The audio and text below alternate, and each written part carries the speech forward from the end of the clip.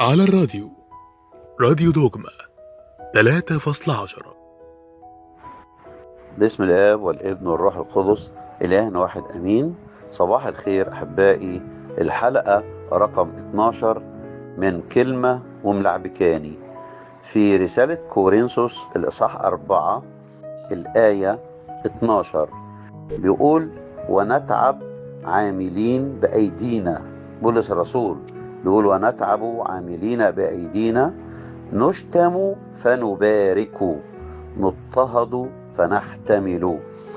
البعض مننا ممكن ينطقها بشكل غير صحيح، فيقول نشتم فنبارك، على أساس إن احنا كخدام ممكن نتعرض في خدمتنا للسخرية أو حد يستهزأ بينا، فلما يسخروا من الخادم فهو كده بيبارك من الله. هو طبعا بيبارك وياخد بركة، لكن الآية ما بتقولش نشتم فنبارك. نبارك ده خلاص، ده شغل ربنا، هو يبارك الخادم. لكن الآية بتقول نشتم فنبارك، يعني الخادم لما بيتعرض للهزء أو السخرية في خدمته أو للشتيمة، فبيبارك اللي شتمه، بيقول له الله يباركك أو الله يسامحك. فنباركه يعني بنصلي للي شتم الخادم، بيصلي لمن شتمه علشان ربنا يباركه. ويباركه هنا بمعنى يغفر له خطية الشتيمة اللي شتمها. برضو العبارة اللي بعدها بتقول نضطهد فنحتمل، مش نضطهد فنحتمل.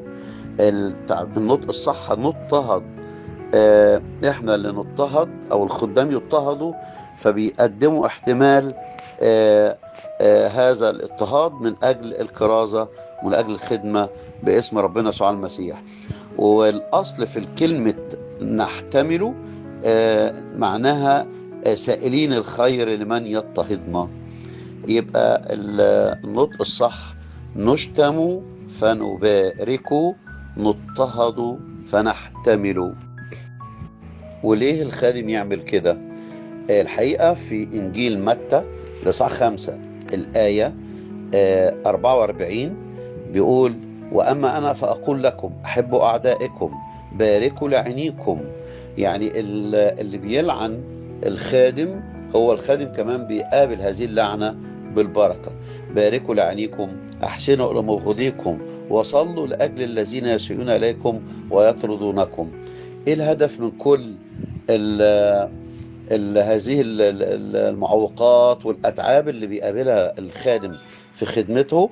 الهدف اتقال في متى 5 الآية 45 بيقول: لكي تكونوا أبناء أبيكم الذي في السماوات. لكي تكونوا أبناء أبيكم الذي في السماوات.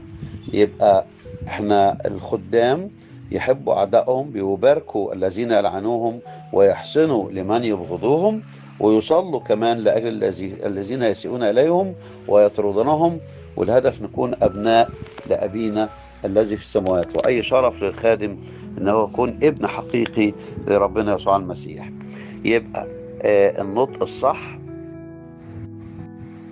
لآية كورنثوس الإصحاح 4 الآية 12: نشتم فنبارك، نضطهد فنحتمل، مش نشتم فنبارك أو نضطهد فنحتمل.